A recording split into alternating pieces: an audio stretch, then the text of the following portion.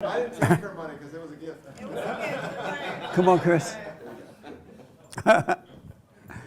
Okay. It's a joke. It's a joke. A joke? You smoke pot? Not anymore. Oh. Yeah. Good morning, everyone. How are we doing? Fantastic. Happy Sunday. Thanks for joining. If some people Hey. in the back could scoot up a little bit. Come on, guys. Scoot up a little bit. Fill in the front. Come on, man. Come on, man. If you need to use the restroom, it is back that way and to the left. If you get lost on the way, TJ is back there, bright yellow.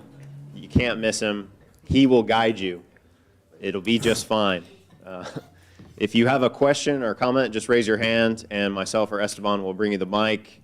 Once you have the mic, hold it in the fashion that I am holding it. And please don't tap on it or shake it around like this and what have you. Don't do that. And please silence your cell phones. Please silence your cell phones. Please silence your cell phones. It's not a joke, not a suggestion. Just do it. And also, no food or drink in here. If we catch you, we're going to point you out and shame you and wag our fingers at you. It's going to be really uncomfortable. Anyways, that's all. That's all for me. Thanks for coming. Happy Sunday.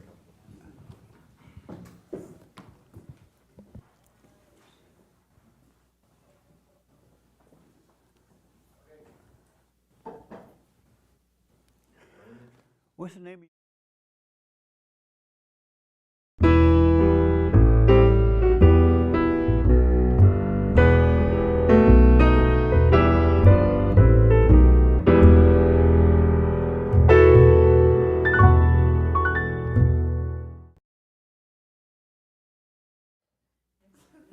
What? Jesse, we're live. Good morning. I still don't know the name of his business. Maybe you better switch names. Are you saying M-E-M? M-E-A-N. Oh, you did say mean. See, he thought you said mean. So he'll be online looking for meme.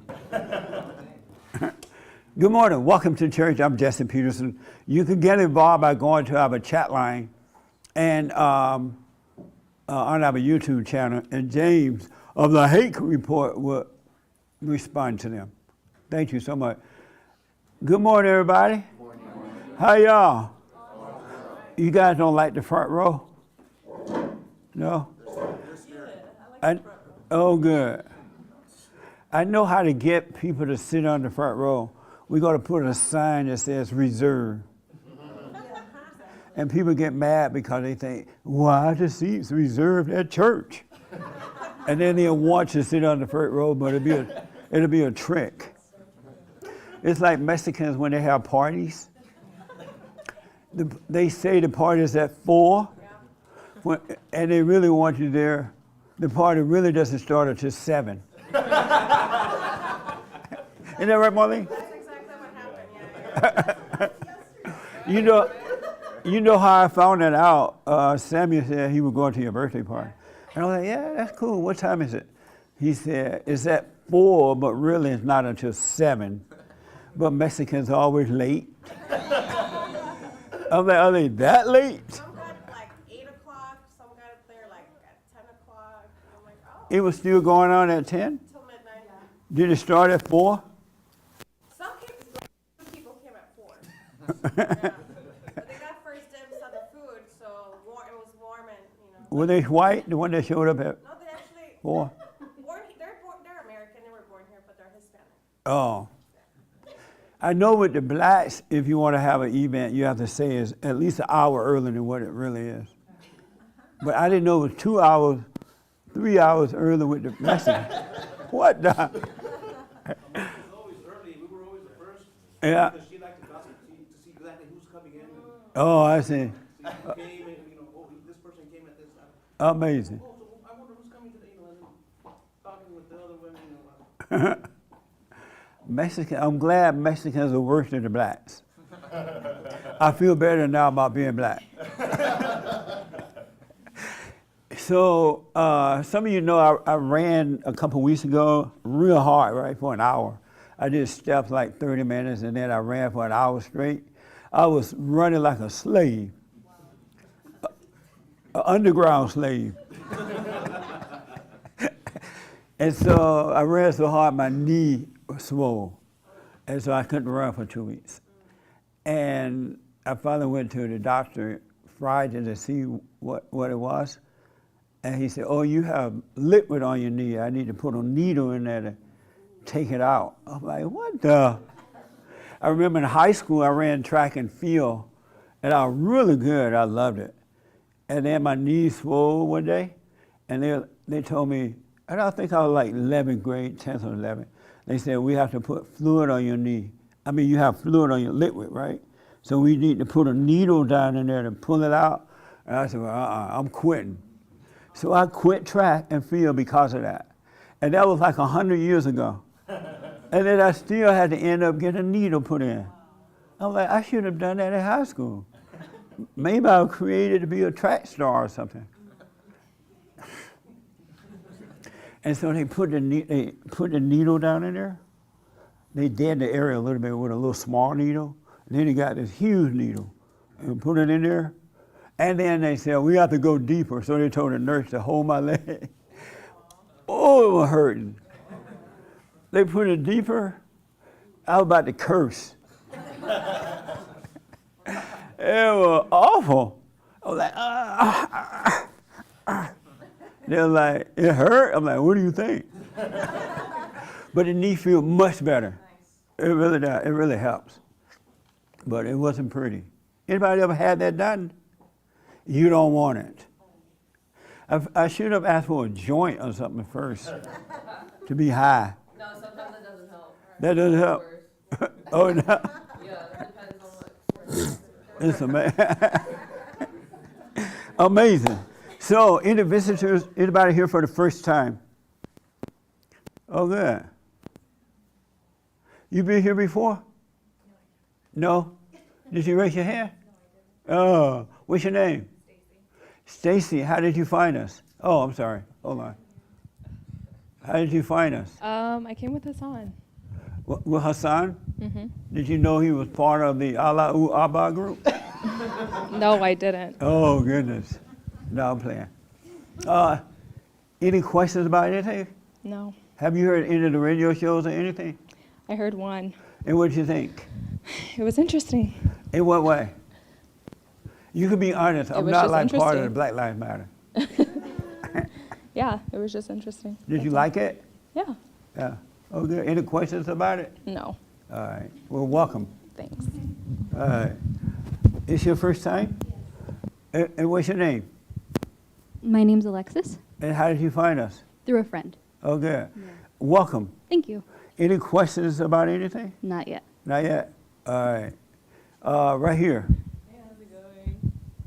Yeah, I've heard about you through a very good This your friend. first time? Yes, Oh, sir. good. What's your name? My name is Stephanie. Stephanie, you heard us how? Through good friend, mutual friend of Luis. His name is Juan right here, Cool School. That's how I know you by. His name is and, Juan Cool School? His Juan Cool School. Oh, okay. Yeah, and can I ask you a question? Yes, Are you ready for White History Month in July? I am ready. Doesn't July feel white? Yes, it makes me feel alive. Yeah, In the 50 United States. that's right. Any questions, other questions about anything? No, just great to be here. All right, thank you for coming. Is this your first time? Yes. No, the Oh. man right next to you. Yes. Yeah, it is, but I watch your show all the time. You do? What's your name? Luis. Any questions about anything? No, I watch your show too often. I know most of the things you say. You agree with most of the things? 99% of the things you say, yeah. Anything you disagree with? Not really, to be honest. Right on. I think you said something about like food like months ago, that you said French fries were healthy or something like that. French fries are healthy? You said lasagna was good for you or something like that. I just disagreed with that. I forgot. I don't remember. I was don't it. remember That was saying that. Well, good. Did you go and forgive your mother? Not really, to be Why, honest. why not? I have yet to do that Why have you done it? because I have Are her you money. shy? Yeah, I am. That's why you need to forgive your mother. How old are True, you? you're right. How old are you? 27, Oh, wow. And why haven't you gone and forgiven her? because I owe her like $2,000. You owe her $2,000? What? That's amazing. And so what would happen if you went and forgave her knowing you're in debt to her? I think she would be cool about it. I'm just kind of ashamed of it, I guess. Yeah. And do you live with her? No, I have my own place. Oh, good. Good. I recommend you go and forgive her, then you'll overcome the shyness. Yeah, thanks. All right? Appreciate it. Yeah, I'm serious about that part. Are you doing the silent prayer? I do actually, yeah. Any questions about that? I mean, it's like meditation, so it's Yeah. common sense. Except you don't want to hold on to anything. Yeah, I think when you meditate, you hold on to something, but you want to live a observant life. You want to observe and not create. Yep, that makes sense. Well, welcome, man. Thank you. All right. I remember growing up when the world used to be up, and now it's turned over. And it's weird to see the world upside down. It is like totally upside down now. Right used to be wrong.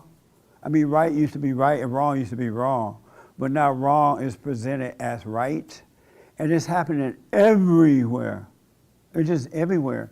And I noticed that the people, it's like the world is upside down. And the people who are on the side of right, they're afraid to speak up. They won't speak up. And I wonder, how do you expect the world to get better if you're afraid to speak up about it? What's wrong? Anybody here afraid to speak up for whatever reason? And you can be honest, I won't judge you. I just want to know why. Everybody here speaks up. You afraid to speak up, Marlene? At work? You had your hand, right? Yes. You're afraid to speak up at work? I mean, I think you've said not to like bring politics at work, if I'm not mistaken, right? Right. And then I teach for a living, and it's hard to teach.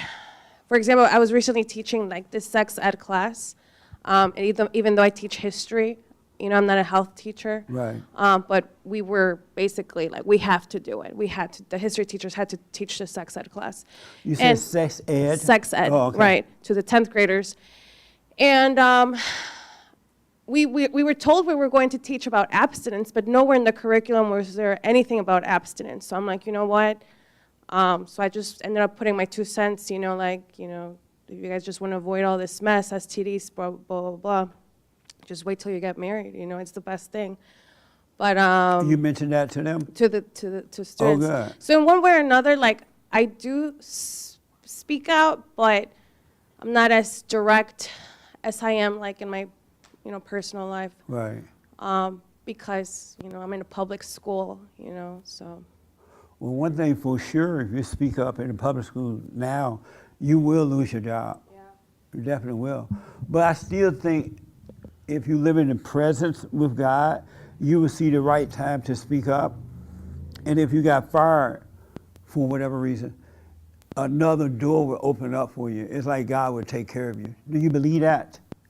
Yes. It really will. If one door closes, another one will open. 100%. So I was let go. I mean, I'm teaching till the end of June, or the first week of June, I mean. And I was let go back in January. They told me that they weren't going to renew my contract for the next year. So I've been interviewing every, you know, just wherever, like private schools, you know, Catholic schools, wherever. Right. So on Friday, I had an interview like at 3 o'clock, and I wasn't really worried about it. I'm like, you know, I'm just being myself, you know, just answering the questions, being in the moment, being in the present.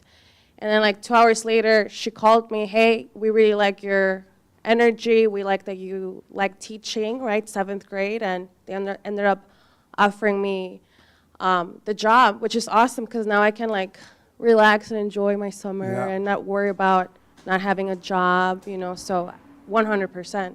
Yeah. Yep. Yeah. The one thing I know for sure is when you are born again of the Father, that He will take care of you. He really will. He'll provide in ways that you just wouldn't imagine. I was in shock. I'm like, I couldn't believe it. Like 2 hours later, I'm like, what? You guys are offering me a job? I'm like, that's awesome. So Yeah, ways to open yeah, up. yeah. I was thinking about my life and what I do in life right now. I never imagined doing what I do. It wasn't even a part of my thinking at all. I didn't go to school for it. I didn't think I would do it because I was uneducated. I thought you had to be educated to know the truth. But the people that are educated are dumb. Have you noticed that? They're like real dumb. And so I never imagined that my life, I didn't even grow up thinking I would do this. I really grew up thinking that I was gonna finish high school somehow or another. So I made it through that. I don't know how. By the grace of God, I guess. And I was gonna move to California or Atlanta, Georgia, gonna get a job, buy me a house, a red car, and a lot of clothes, and get a lot of women. That was my dream. That was my calling, right? And for a while I did that. I moved to California, bought a house at 25, bought a little red sports car, a 280Z, a lot of clothes, and I was a slut maker, like natty going north. But then windows started to open up, one thing led to another one and another one. And I've always wanted, I had that emptiness for my father, so I always wondered about that. And I've always wanted to know what it's like to live on earth, as a son of God. As a little kid, because I heard if you live as a son of God on earth, life was supposed to be amazing. And I wonder, what is that like? I really want to do that. I don't want to die and live on earth. But live on earth miserably when they say you can have it with God, right? I now know what that's like. And I still don't know the extent of it, but to live as a son of God is amazing. It really is. The first thing he does is he wake you up. And then he starts to detach you from the world, from friends, places, your family members. I was talking to a young man in Arkansas yesterday. I've never met him in person, but I counsel with him sometime. And he's like 21, I think, maybe 22. And he was like, Jesse, I don't like hanging out with my family members anymore. Because he's in Arkansas, he always hung out with his family. He said, I don't know what that is, though, because I'm not trying to make that happen, but when I go around my father, my mother and grandmother and others, I don't like it. It just seems like a waste of time. And I just told him, that's what happens when you're born again of God. He calls you to be in the world but not of it. And when you're in it but not of it, you're not afraid of it anymore. You're not afraid of losing things. He will naturally change that. You will be alone, but you won't be lonely. Anybody going through that yet? No? Oh, okay. And it's an amazing way to live. You can live with yourself and not want to commit suicide. Because most people cannot live by themselves. They can't live with self. And if you want to be around someone, there are always people to be around. But it's like they have nothing to talk about. They talk about stupid stuff. It's like a waste of time. You're like, what am I doing here? Because sometimes even now I think about visiting family members, and it's so hard. I'm like, do I really want to? And I grew up thinking that I was close to my family members. And they are nice people, church-going people, really nice people. But it takes a lot out of me now to want to go visit. And I'm like, wow, that's so weird. And then I've got to a point where I literally don't care what anyone think about me. I only care about being right and doing right. But because everybody born in sin, right? So everybody have a story. We all come from a bad place because we were born with crazy parents. And so I used to be concerned about that, but I don't care about that anymore. He changed all of that. And I say that to you because if you stay with the silent prayer, don't hate, your life gonna change. And you'll be in this mess, but not a part of it. You won't be of it. It'll just happen naturally, really. And you will have no fear, no doubt, no worry, and you'll just live your life. You know what I mean? And it'll be amazing. God loves us. He really does love us. But we can't judge one another or anyone. We have to love our enemies. You literally cannot hate anyone. Even those that turn on you or loved ones or whomever, you can't hate them. Because if you hate them, you're going to lose. Satan is your daddy. You will have fear, you will lose. And weird things happen in life. A whole lot of stuff is going to happen to you. You're going to have all kind of issues to deal with, but if you don't get mad, you'll overcome them. But the moment you get mad, you lose. And so the issues, if you deal with them in the right way, you will overcome them if you don't overreact to them at all. You know what I mean? If you don't overreact. You got to stop overreacting because Satan is going to throw a lot of stuff at you. But stay away from anger. And the first thing he'll tell you, you got to do something. No, you don't. God will take care of it because he understands. Our battle is a spiritual battle. And the men got to wake up because the women need men. They really do. They need men to wake up. They can't find their way if you don't wake up. Unless you're out of their way and they seek God for themselves. But the world needs men. The light needs to come through the male. But men are more afraid than the women. I was like, what the? Even in my fallen state, I wasn't that afraid. I was afraid of women a little bit because it was the mama spirit, but I wasn't that afraid. But men today are that afraid. They're like afraid of everything. I never thought I would see a society where the husbands are afraid of the wives. The husband will let the mama beat up on the kids and won't say anything. Or yell at the kids and won't say anything. And they'll be like, Daddy, Daddy, help, help. That's your mama. What are you for then? You know what I mean? Yeah. Daddies, you're supposed to protect your children from the mothers. That's your job. And then you protect the mother from herself because she needs you to guide her. She needs, oh Lord.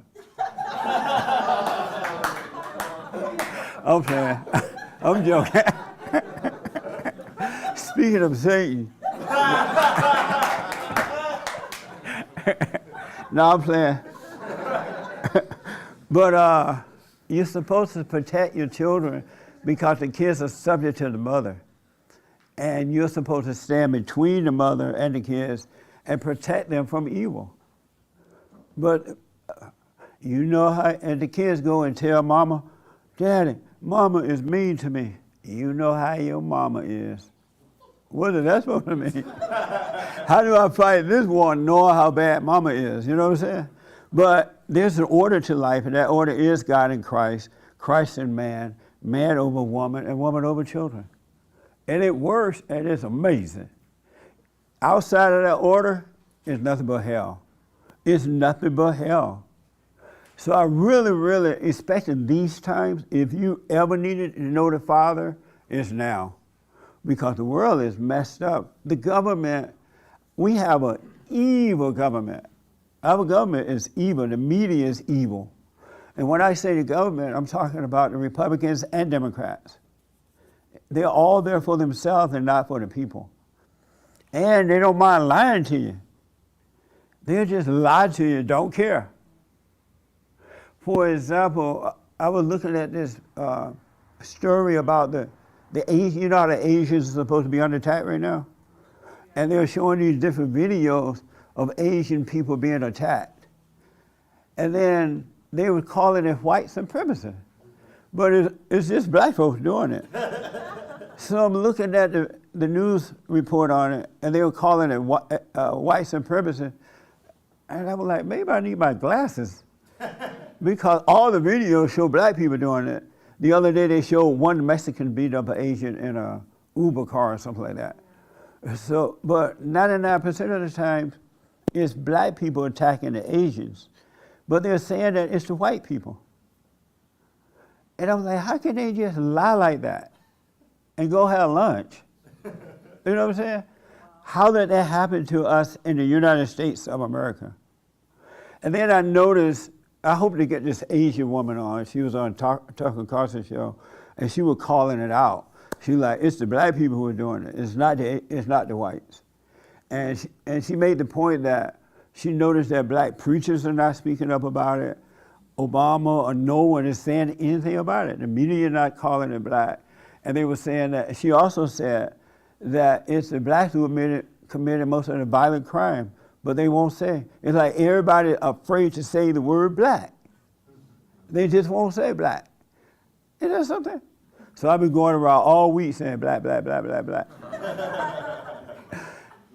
They won't say it. How do we get to that? Where's the love? You're supposed to call it out so that at least somebody, these blacks who are doing these things will pause for a moment. Like, what am I doing?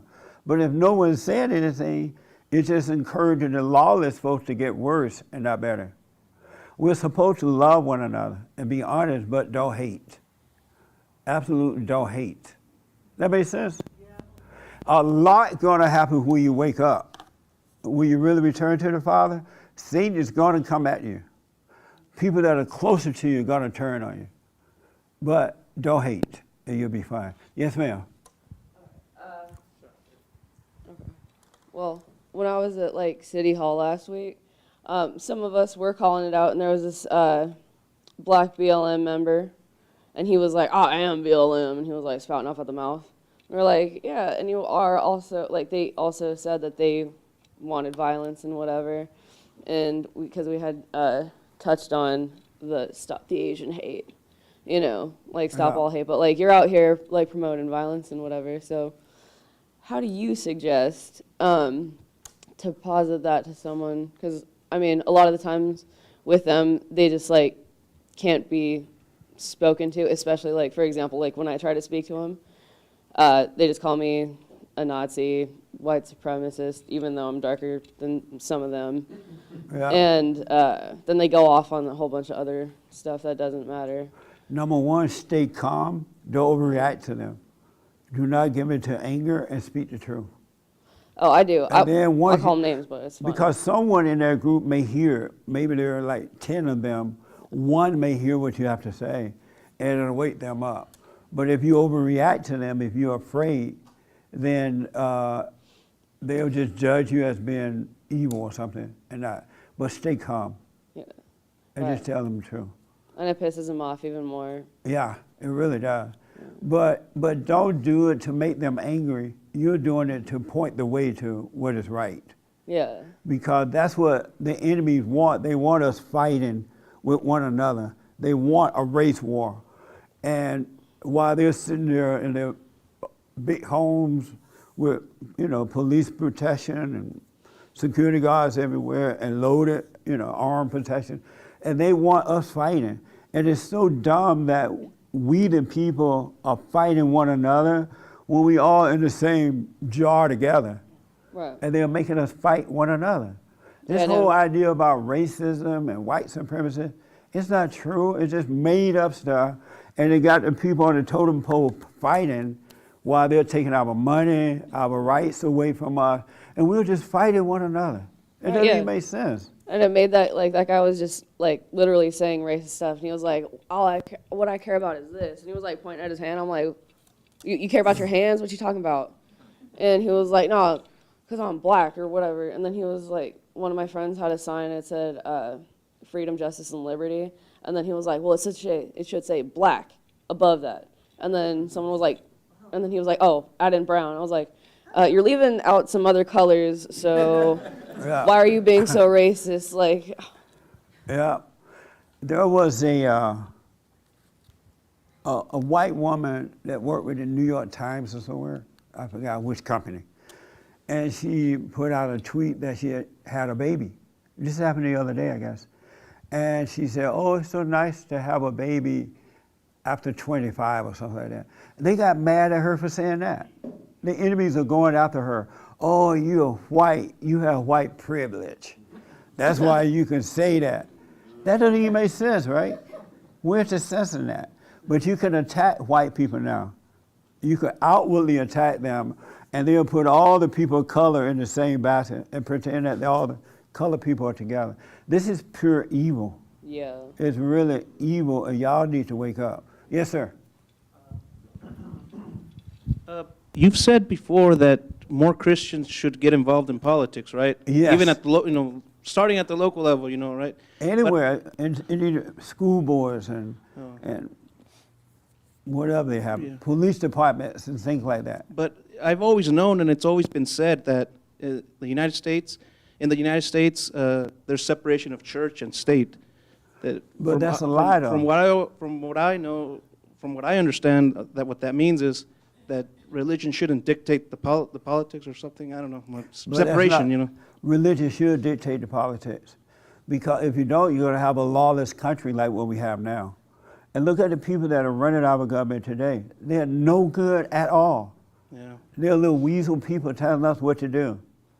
And then they tell us, oh, you can take your mask off now.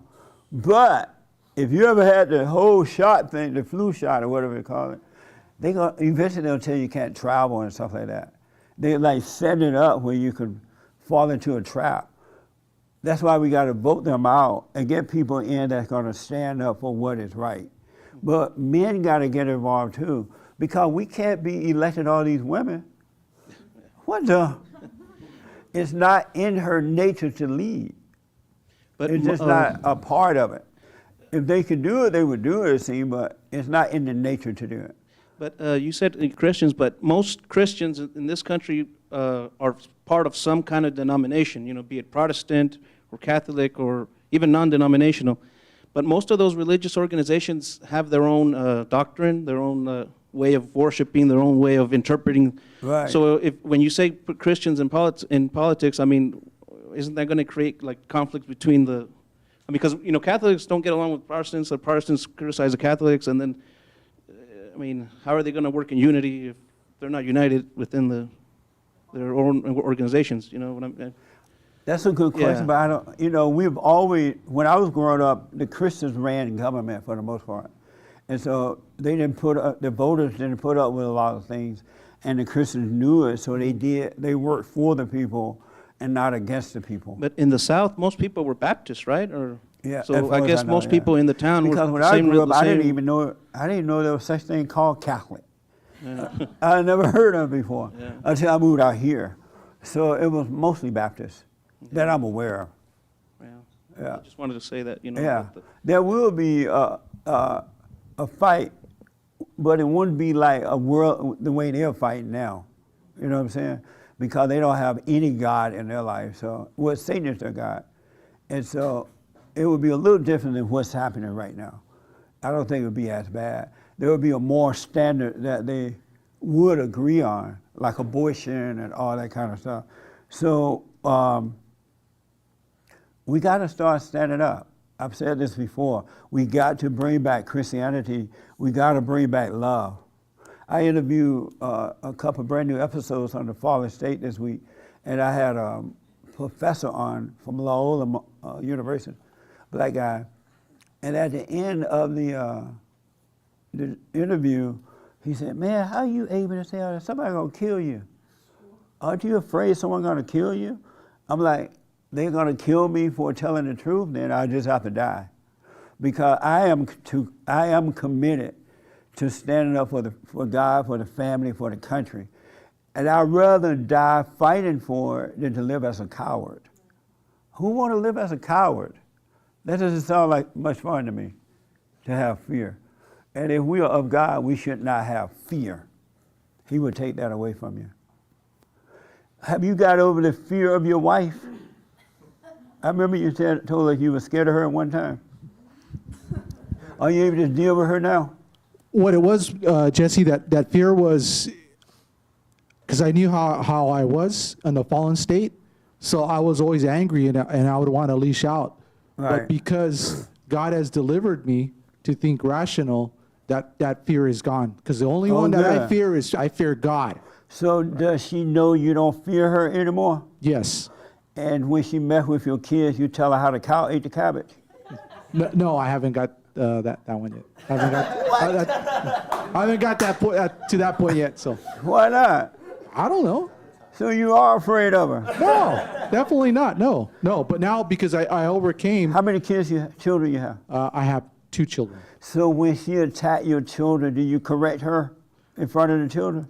Well, in the correction, it'll be that I'm going to think logic, and I'm not going to. Before, when I was in a fallen state, correcting would be like shouting and yelling, and you know the machismo of being, and my Hispanic blood would just boil, and I want to lash out. But now it's more like because I overcame, I got to think rational too. So when she attacked your children, now you correct her? I need to. But you don't? Well, it all depends on the situation and the There's timing. no situation where you shouldn't correct her with you. No, I need to. I just tell her to bring it down a notch. Bring it down a notch. No, Bring I it down. tell her, get off. Why not? What are you afraid of now about protecting your children from her? That the old man might come back. The old What old man? The temperament. Oh, you think you may become a woman again? No. What do you mean the temperament? Well- Once you're born of the Father, it can't come back. Okay. So what are you afraid of coming back? Well, no, I'm not afraid. I'm not afraid. But why are you afraid of your wife? I'm not afraid of her. She's saying yes, you are. I'm not. Really? If you're afraid to correct her when she bothers your children, you're still afraid. Did you know he was afraid of you? Now you guys are street preachers. Y'all got to be honest. I just want to let you know, Jesse, I'm thankful for you. We had a breakthrough in our marriage because of you, and we got to the root of the anger. Now I realize what it was about, and it was I was actually fighting with another woman, 2 women trying to take, the position in the home. Oh, Then we're gonna you fight. call your husband a woman? Well, that's how we got to the root of it, and Yeah. we realized that he had to overcome that Any mother man that spirit. has anger is a woman. That's for sure. That's right. How many men have anger? Only one woman honest enough. Yeah. So you're right. Any male that has anger. So it was like a lesbian couple. That's right. And what is it? And so how's it now? We're working through it, and I think for me, I'm not a weaker vessel. Well, I am in the role for me is I'm not like in my feelings and emotions where I'm going to be crying because he said something to me or I'm not getting attention or whatever I think I need. I don't need that anymore. Right. Do you obey him? I do obey him, my And husband. so he doesn't correct you when you treat the kids in the wrong way? Oh, I your don't- daughter said no, he doesn't. I got all these I good guess, witnesses, right? I guess we right now we're at the Whenever they stage. go, that means no, he doesn't. As parents, What we is it kind of like compliment each knowing other. when you treat the kids wrong, he doesn't say anything? What does that feel like for you? Well, because I'll tell you the truth. He's still working on, taking on his role as a leader and the head and, rational and all this good stuff, for a husband and in the home.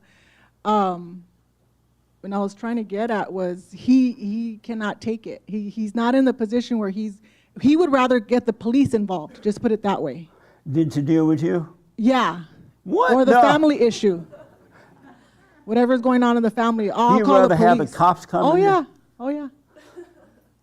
And take me away. Anybody got a joint? I didn't know it was going to be this way. That's this morning. realistic. I'm being realistic with you. I'm not. What is that like, knowing that he would rather call the cops then than to deal with you? Then we'll just turn it off for now, and we'll just deal with it later. We'll just so that he I'm won't. sorry to yeah. hear that. Yeah. Because his role is to be there at all times to bring love into the family by correcting you and protecting the children. Because when he corrects you, especially with no anger, it's love, and you, after 50 years, you'll come around. Right. And then he'll die. Yeah. But at least the family will be fine. But I'm thankful for you because I can speak for for Right. myself and not get into all and boo-hoo me because he didn't treat me right. I don't need to go there anymore. That's right. I don't, and I'm Yeah. thankful for that. Right I on. appreciate that. Yeah. Amazing. Yeah. So you say he doesn't protect you from your mother? No, he doesn't. Really? What is that like, seeing your father be weak like that? Like, I know for me, yeah, it has affected me because it's been like that my entire life, where like if I try to speak to my mom about an issue and he, like, no matter what, he always sides with her and he doesn't correct her and put her in her place, which he should. And I did tell him that recently in a recent Oh, that happened to you? Yeah, I told him, you're my father, you're supposed to protect me. Yeah. And he said, no. He said, I'm siding with my wife. You're not going to come between me and my wife. What? It's God, man, wife, and then the children. And that's what he told me. And how did you feel about that? It hurt. It hurt. I bet Yeah, it did. I was. Next time he does that, call him a beta. I called him a weak, and Oh, good. You said, you know what, Dad, you weak. yeah, What I the- did. I said that. Oh, and, good. and at first, And what did he say about that? He didn't say anything. At first, I felt guilty about it because my mom's like, "You're not supposed to call him that. Don't call him that." So I just went to my What? room. Yeah. You So I fighting just all went to by my yourself? room. Huh? You fighting two parent by yourself? Yes. Yeah. I'm sorry to hear that. But listen, the key is don't get angry. Yeah, I'm trying not to. Stay away from the anger. Speak up. And at first, sorry. And then call him a beta. Hey, you a beta daddy. Bah! Yeah, And at if he first, doesn't like it, it's the truth. That's on him. at first I did feel guilty for calling him that because I thought I said it out of anger. No, it's but- fine. Okay. Yeah, call it out. Because I know a major change in your life. You have totally changed for the good. And so by speaking up now for yourself and not resenting, you'll get better. You'll learn. You'll become the parent, and they'll be the children. And you know what I mean? You'll push them around, but you'll guide them. So don't take it personal. You know they can't help it, right? Yeah. But don't get angry. But speak up, and you can call them beta, and call your mama beta girl. All right. Okay. Just don't get angry. Okay. I'm sorry to hear that they're not protecting you. Yeah. Especially the father. I expect the mother to be crazy for another 39 years. Because she's starting to wake up. So we gotta give her a little time. But it's an opportunity for you to love them, meaning don't hate them. That makes sense? Yeah. And so, but don't feel guilty by saying beta or weak. All right? And there's another name you can call your mother, and I'll tell you in private. It starts with a B. Now that could be black, that could be British. Beautiful. Well, your mind will tell you all something else, right? Yes, sir. Beautiful, Jesse. Beautiful. Yeah. I just be beautiful. It's like you're really beautiful. No. I just have one question though. Yeah. Because when they're going at it, when they're arguing about just any little thing or whatever, I try not to get involved because I just don't want my anger to come back, to get loud, because there should always be, when we're serving the Lord, there should always be a peace in the house. You know? But so you haven't overcome your mother? I've overcame my mom. What makes you think anger will come back? Once it's taken away from you, it cannot. It's a spirit, and it cannot come back because now you're with the Father, and love conquers all. Once you're born again of the Father, you can't be unborn. Okay.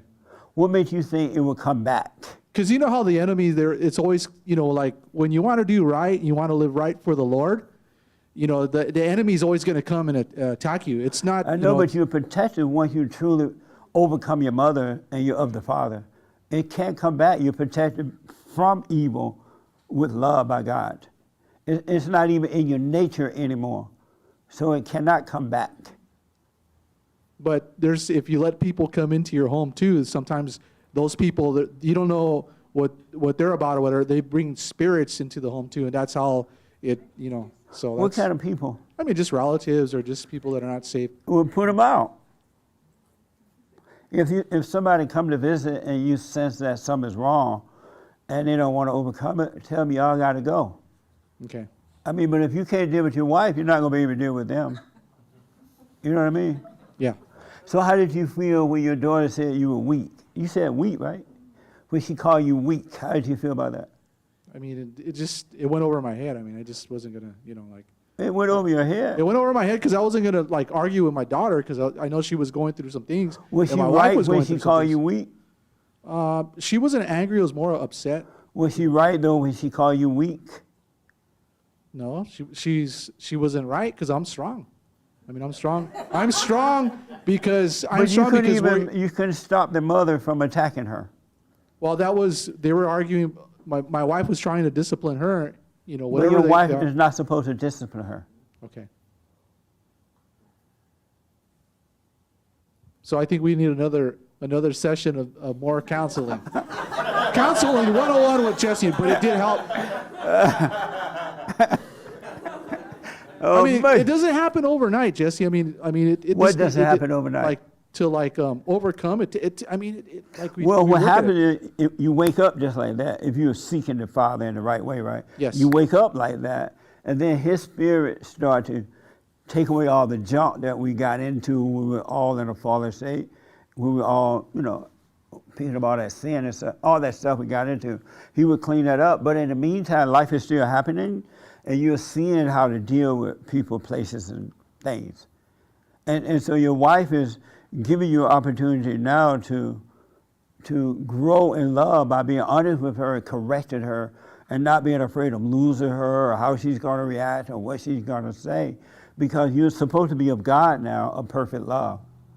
And so even if she starts screaming, it wouldn't bother you at all because you're not angry at her. You're just telling her the truth.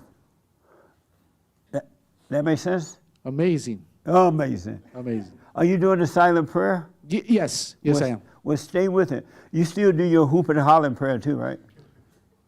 Yeah, sometimes I get a little crazy. Yeah. I get a little crazy. Well, do your little hoop and holler and then be still and know God, and He'll guide you. No, I always start with the meditation of the silent prayer.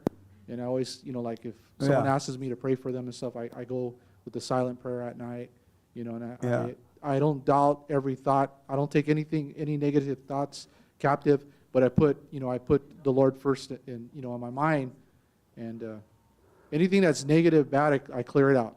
Yeah. I clear it out. Amazing. Okay. But you need to help. You understand now He can't help it, right? Yeah, I understand, and that's why I don't hate them, because I know God is going to reveal it to them on their own time. Yeah. But situations like this are benefiting me because I'm learning how to handle it too. Because before I would go crazy and cry and yell and just like stay in my room and be locked up. But now I don't overreact. Nice. Like once it happened, okay, it's over.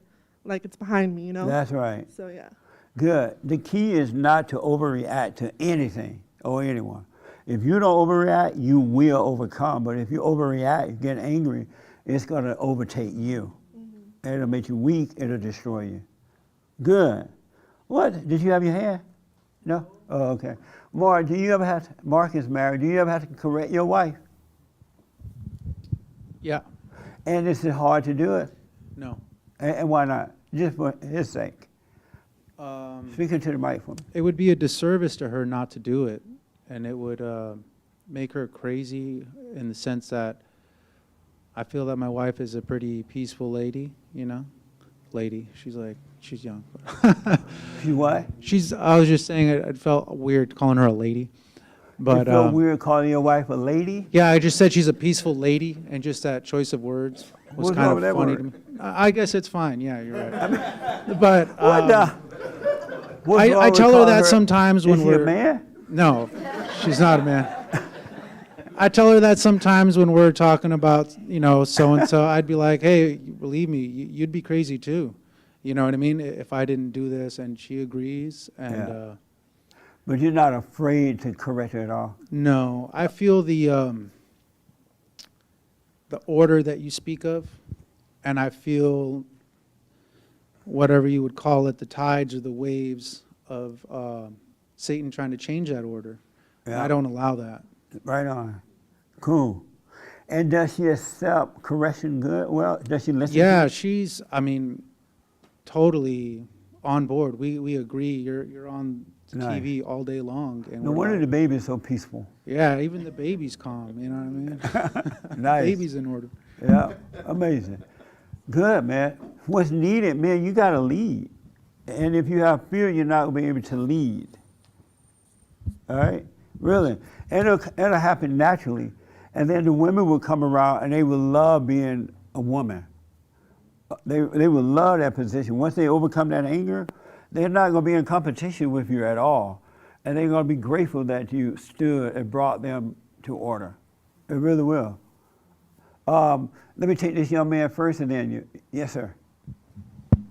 I think I know what he's talking about with the fear, but there's a point where the fear, you tell like you trust God so much that fear kind of goes away of like, oh, am I going to get angry again? Because I've been in a situation where I was thinking, I had to check some guy and I kind of was yelling at him, but then like your brain quickly says like, okay, that you're done, and then calm down, Yeah. And then you kind of, it's like you snap out of what you used to do before, you snap out of it really fast. So you get angry sometime in situations? not really anymore. It's more of like before how I did something, like I had to yell at some guy to calm down because he was losing it. And do you get angry, Elbow, now? In I situations? don't know if it was anger. It was more of like, and I explained. I said, "Hey, man, I have to yell at you because you obviously didn't hear me because I was so talking." do you normal." ever get angry in any situations now? No, I don't really get angry. I don't really get angry. You're not saying no or yes. Let me say no. What? Is that better? What? No. Is that How better? come your wife doing this? I'm not doing that. No. But that's what I'm saying. Like I think when he said that, I was like, oh, I remember being in that mindset, but I got out of that mindset. Right. So I'm just telling him like, you can get out of that mindset. It's easy. You just trust God. Really. Or being afraid of getting angry? Yeah, being afraid of going to your old self. I think that's what it is. I don't quite understand that because once God when you wake up, He take the spirit of anger away from you. And so it's never thought. I've never in 31 years of overcoming, and some people don't believe I don't have anger, but in 31 years of that being taken away, I don't think that I'm gonna get angry in a situation. It just even occurred to me because I don't have it inside of me anymore. And so it's like completely gone. And so I never think in any situation that I'm gonna get angry. As a matter of fact, that's why I allow myself to be in situations so that I can see how I'm gonna respond to it. Yeah, but there's that. You So said he if I cleans had you the up, right? fear that I'm gonna get angry, then that means that I must think that I still have it. Yeah, but there's I don't know if it's pure anger, but there's a thing that. Is there unpure anger? No. What I'm saying is there's things that you're going through that God's taken away from your life, right? Yeah, As well, you're waking up, He take away the spirit of anger. It's a dark, evil spirit, right? 'Cause it's yeah, but it evil. manifests itself in different spots of your life. It's not just that one area of like dealing with a dog or dealing with a monkey. It's just different things. I don't know how to explain it, but I don't understand that at all.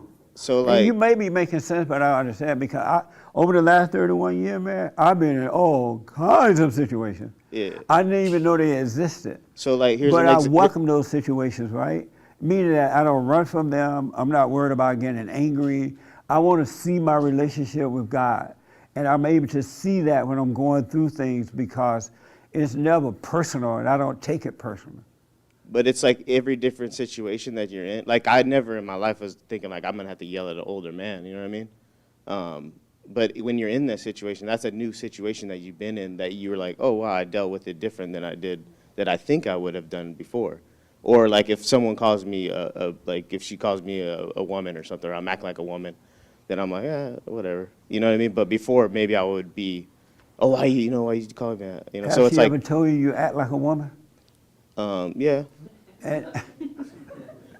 And how did you feel? Was it true? Well, I put my hair back and I said whatever. But was it true you were acting like a woman? I don't think so. I was just like whatever. I was in my own like doing my own thing, and she misinterpreted, I guess. But Was it true you were acting like a woman? I don't know. You don't know? No, I said no. I Oh. don't think I was. You don't think you were? No. Why is she laughing so hard? So there were times when he would act like a woman?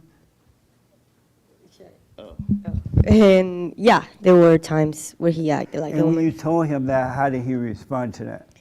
In the times that I called him that, he didn't respond. Like, he didn't like it.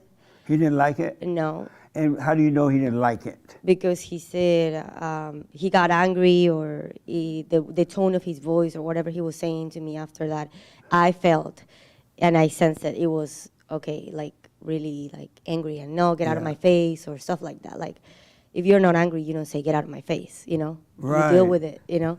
So that maybe I'm wrong and I'm open to suggestions, and I don't know, I'm like open, maybe I'm completely wrong. But I realized I shouldn't even call him anything. I should just You shouldn't respect say him. you're acting like a woman? No, Why not? because I just need to If he's respect acting him. like a woman, you should say it. Hey, you're supposed to be the husband. You're acting like a woman. Yeah, but I That's feel like another name I would like to use, but I won't. no, but It start with a B. No, but I feel like sometimes my emotions can misinterpret it, and What? my emotional state, because I What? get emotional.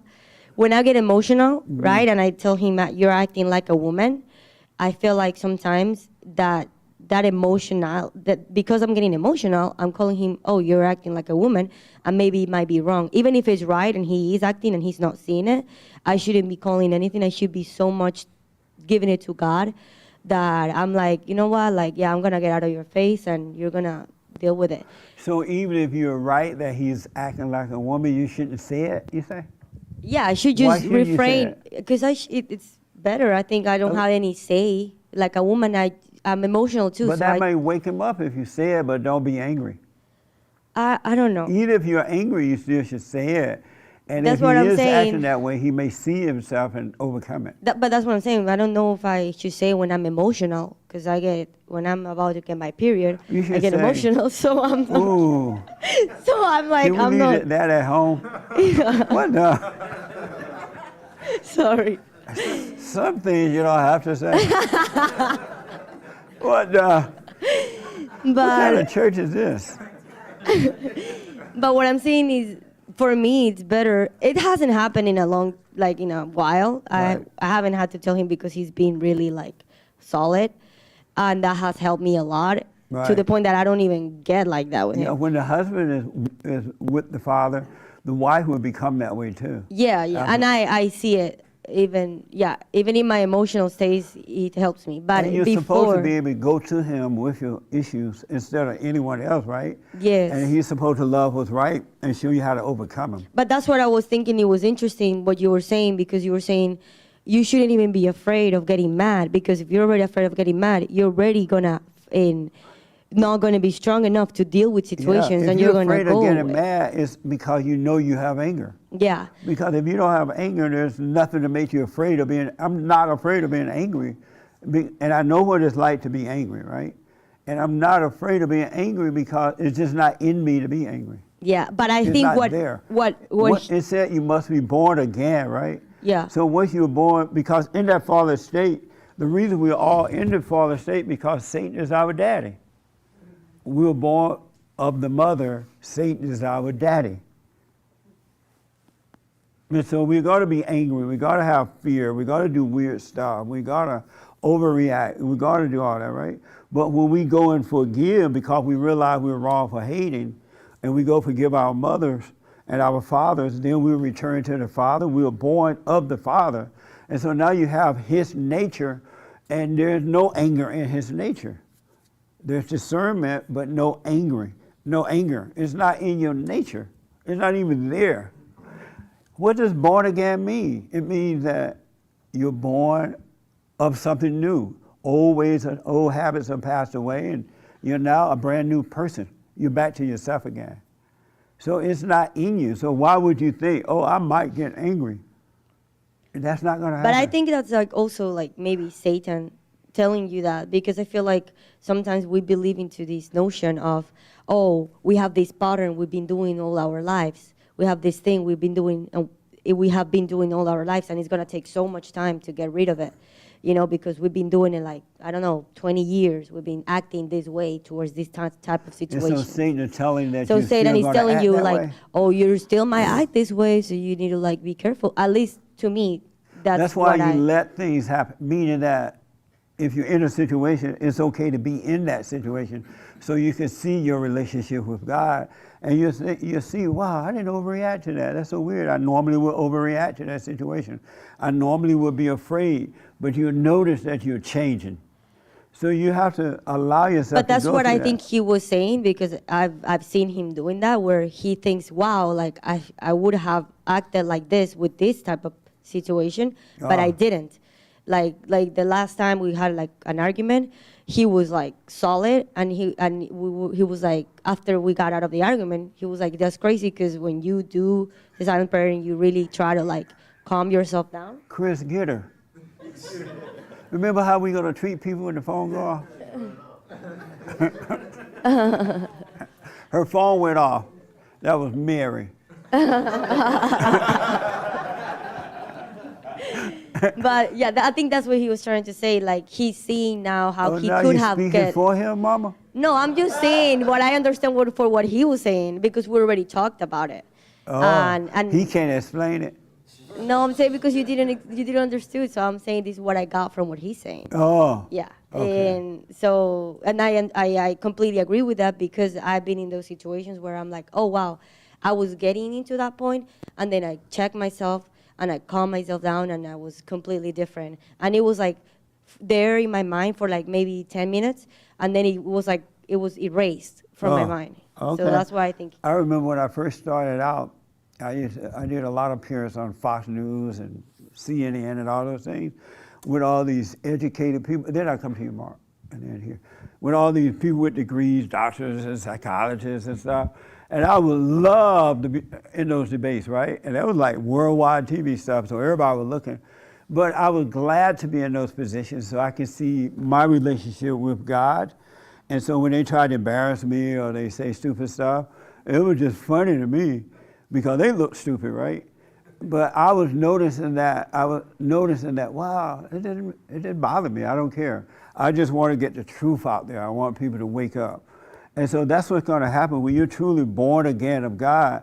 He's going to take the spirit of anger away from you. It won't be in you.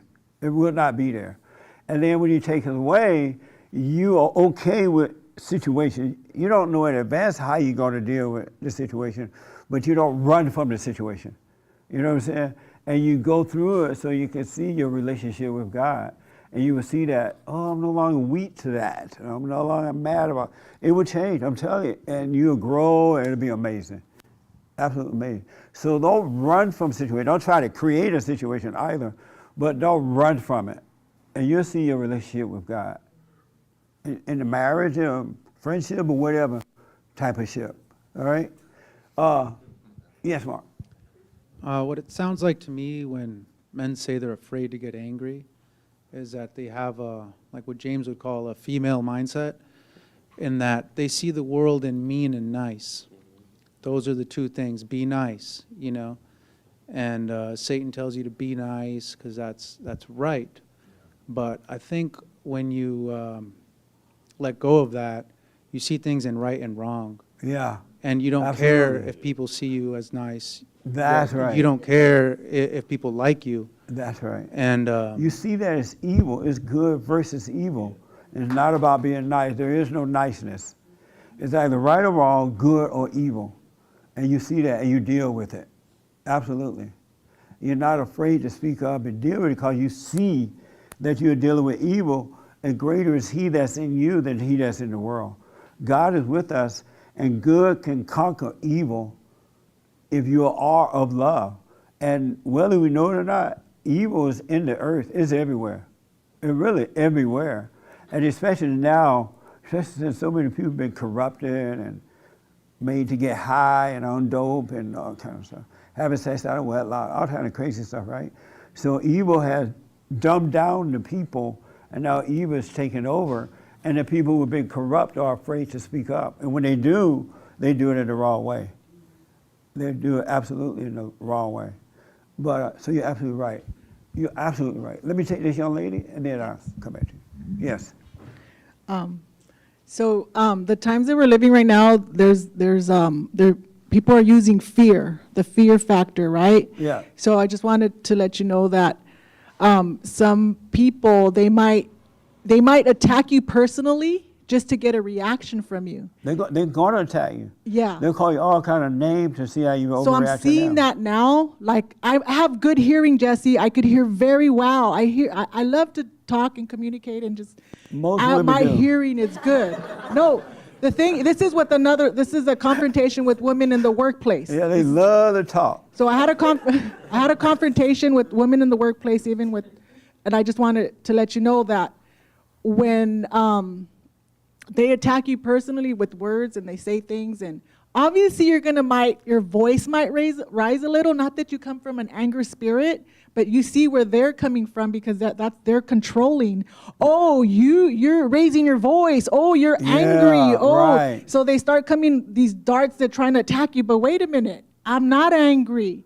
And don't try to prove to them that you're not angry. Okay. You can raise your voice. You can go off and not be angry. They're going to say, see, you're angry. You raise your voice. That's not true. And don't try to prove to them that it's not true, because they'll pretend that they don't believe it. Or you know how when a man tried to convince his wife that he didn't do it, she like, I don't believe that. Yeah. But I didn't do it. I was at the coffee shop. I don't believe that. Until she started crying. Okay, I believe it. Or whatever, right? Don't ever try to prove anything to anyone. Yeah, so you definitely can raise your voice. So okay, good. 'Cause I'm glad that you said that. But not that it could have been the coffee kicking in, the caffeine might make you, talk louder, or maybe make you vulnerable to something. But the thing is, they come with a controlling spirit, and they think, well, you don't have a say so. And when you do, because you have something to say, oh, you're disagreeing with me. I never said that. So they're putting words in. Yeah. So it's not going to go anywhere when you have that spirit of control in that other person. Yeah. And then towards the end of the meeting, because I had a meeting, and she's like, oh, have a nice weekend. I'm like, what? That's contradicting to the way you're talking to me, and then now you want me to have all phony. Yeah, so I just hung up. Just give them the finger. But the thing is, this is how, even if... I love life being free. I'm telling you, I have no idea. Being free, I love life. You want to speak up, and it's like it's wrong to do that. So that's when they're like, oh no, you can't push what you want. But so that's not a two-way conversation. So you got to realize that, and you just like. That's why you stay present rather than going into your head. So when you're dealing with people, stay present rather than escaping into your head, because if not, you'll do it wrong. You'll overreact. All right, just stay present. Just stay present. Is there anything else on your mind?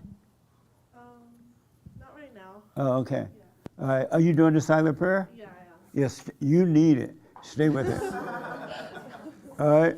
Yeah, I'm doing it consistently for sure. And things are going to get better and better and better for you. And no matter how bad it gets, stay with the prayer, because God is with you. That's why he said pray without ceasing. Okay. All right? Let me just ask Muhammad this, and then I'll come in. Hassan, same thing. Hassan, what do you think about all this? It's amazing. About not having the spirit of anger, speaking up for yourself, and that kind of stuff. Yeah, I mean, since coming here, I think I've definitely evolved and learned a lot. Is life better for you now that you're able to speak up and not be afraid and whatever? Yeah, I think I always spoke up, probably too much, but it was probably in the spirit of my mother. Yeah. So I understand. It probably was angry. Yeah. You went to your mother and forgave her? Yes. And how did that go? It was interesting. In what way?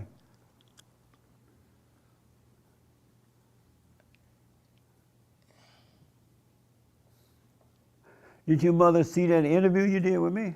Yes. What'd she say? She disowned you? No, it was also interesting. No, she she understood, I think, that her kind of turning me away from my father at times, or me taking on her anger and hatred towards him specifically. Yeah. Like, I'm grown and I still hear her talk about him in that way. So, yeah, and then listening to you, it helped me understand that whole dynamic. Yeah. And understand that I also forgave my father for not being there to protect me from her anger and hatred. Yeah. And for kind of being a beta. You know, because I think my mom is his mom. Yeah, absolutely. And you end up marrying a person that you hate. Yeah. And I think probably because his father got killed when he was like 7, you know, the whole story, the Saddam Hussein story. I think he took on his mother's spirit, and from there, and then, married my, you know. So how did she react when you went to her and said, hey, I'm sorry for hating you for... Well, she was like, I don't forgive you. Know what she said? But, yeah. Did she say, I haven't done anything for you to forgive me for? Yeah, that's true. I was like, that's not very Jesus junkie of you. But yeah, because she's writing a book called Jesus Junkie. Big talk. Your mother write a book? Yeah. Called Jesus Junkie? But it's really a... She write about herself? No, she's really writing... That's right. No, she's writing about... you know, I always said that if Jesus had a sister named Jane, a lot more people probably would become Christian. But, yeah, no, but it's really about my dad. So it's really like an anti-Islam Muslim book. Oh, yeah. So... Yeah. Amazing. Yeah. Nice. Yes, ma'am. And then I'll come over here. I saw some hands over here. Yes. Just with the whole name calling thing, I wanted to say, I feel like when a person, like when I'm emotional, right? Sometimes I can misinterpret a situation and name calling because I'm emotional, and that's where I don't want to get. That's why I restrain myself a lot of the times to say that, because I don't want to get in this habit where I'm like name calling, even if it's right. Are you saying you don't want to tell him he's a beta when he's angry? When he's not. When I'm angry and I'm projecting. Oh, you don't want to tell him that about himself when you're angry? When I'm angry and I'm like, it might not be that he's doing anything wrong. It like could be he's just I got you. he's just not nice. And because he's not nice, like how... He's not nice? Yeah, like nice. He's like is raising he nice his sometimes? voice. No, I'm not saying he's nice He sometimes. should never be nice. I'm saying sometimes when he raises his voice and he's correcting me, right, and I'm emotional, and I can get it, because I've seen it. I don't do it anymore because now I see myself. Right. And when he corrects me and he's raising his voice, I'm like, oh, okay, I can catch myself now and not name call it or misinterpret the situation and think he's mad when he's not. Oh, because you're not emotional. Exactly. Oh, okay. So that's what I'm saying. And even if I'm emotional, I'm like, I'm just not gonna say anything because I might not be right. Is he gonna yell at you after this meeting is over today? No. That's why you try to clear it up now? She cleared this up because the ride home No, is not I gonna be didn't clear fun. it up because I cleared it up because of what Mark says. Because of what Mark said about being nice and being strong. And I was like, oh yeah, that's what I was trying to say. Oh, okay. Sometimes you hear people telling you things in a strong way and you think, oh, they're mad, but it's actually they're just correcting you. And Okay. that's why you call them, oh, you're mad or you're a beta or something, but it's not right. It's not true just because you're emotional about them raising their Right. voice, If you know? You're being emotional, yeah. Yes, You're right. so that's why. Okay. I saw hands over here somewhere. Right here. So I think commenting on that anger that I heard.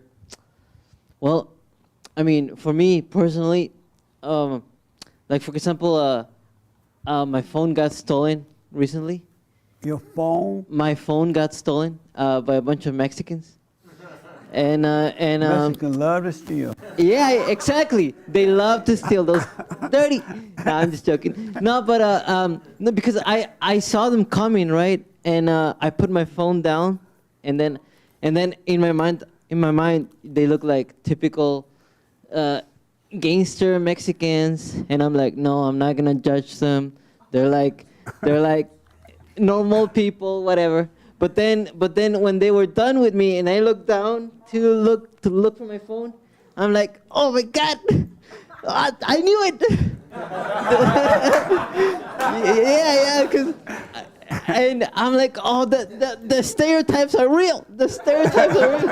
Yeah, I mean, because I saw them coming, but in my head, in my mind, I'm like, nope, I'm not gonna judge them. They're just like normal human beings. And then when they were done, they took my phone. I mean, next time, hide your phone when you see them coming. Yes, They I will take it. But what I really wanted to say is that anger, when I realized that my phone was gone, like I saw it coming, and I said no, but it kind of like seduced me, cause before they approached me in my mind, I was already saying stuff like, oh, they look like one of those cholo Mexicans, vato loco forever, or and I was like, no, but I saw it coming, and when it happened, it already kind of like, it was trying to like, see, I told you, and then I sort of, that spirit of anger seduced me, and I gave in. Yeah, well, next time, if it should happen, just relax, let it pass, and you'll be fine. And I also wanted to I wanted to ask something a little bit different, but Okay. so in when people give you something, say a donation, are you supposed to accept it or if someone give you something, should you accept it? Yeah. As long as they don't make you feel obligated to them for it. Hmm? If they're not expecting anything from you, it's fine. Oh, because let's say that somebody need a ride somewhere. They don't have a car, and you don't feel like driving them. You already know they want you to take them, and they say, "Oh, I'll give you $10. You look hungry." And they give you $10, right? And then once they give you $10, then they say, "Oh, will you drive me to Mexico?" And you're gonna say, "No, I didn't promise." It's like what mothers do with their children. When the kids grow up and they want to leave and go be free, and she is like, "I took care of you. I'm the one. It wasn't your daddy. I'm the one that washed your diapers and all that crap, right?" And she makes you feel like you owe her something, but you don't owe her anything. You didn't tell her to have you. You didn't tell her to wash your diapers. It was her job to do that. And so when that feeling comes, let it pass. Never feel obligated to anyone. And so if they try to make you feel that way, just say, "No, I don't feel that way." Or give the money back to them, because they had a hidden agenda. A lot of mothers will move into their children's home, and if you don't want them to move in, they would be like, "Oh, I have cancer. I'm dying. I need somebody to take care of me. I got sickle cell. You have this 5-bedroom home. I want to come live with you." No. Go to an old folks home. Find yourself another husband or something. You ain't living with me. You only do that if you want to. Never do anything out of guilt, because they will control you if they make you feel guilty with it. But if you have perfect love and you want to do something, you'll do it, but you can do it or not, right? It's a difference. That's why you gotta overcome evil, because you will be controlled if you have evil.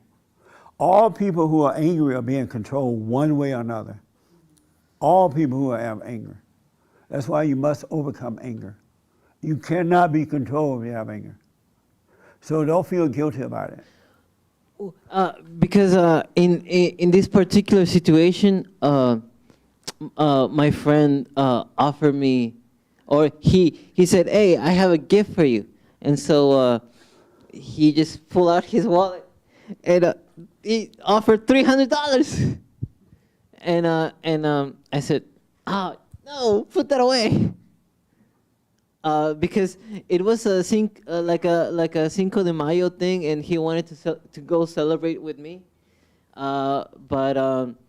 And he said, "Oh, I have a surprise for you," because I didn't wanna go hang out with him because I pay rent like the next day. Yeah. And so I much prefer to work rather than to go party, because I didn't know he was gonna offer me the money. Right. And so he offered you the money to try to seduce you to go to Cinco de Mayo with him?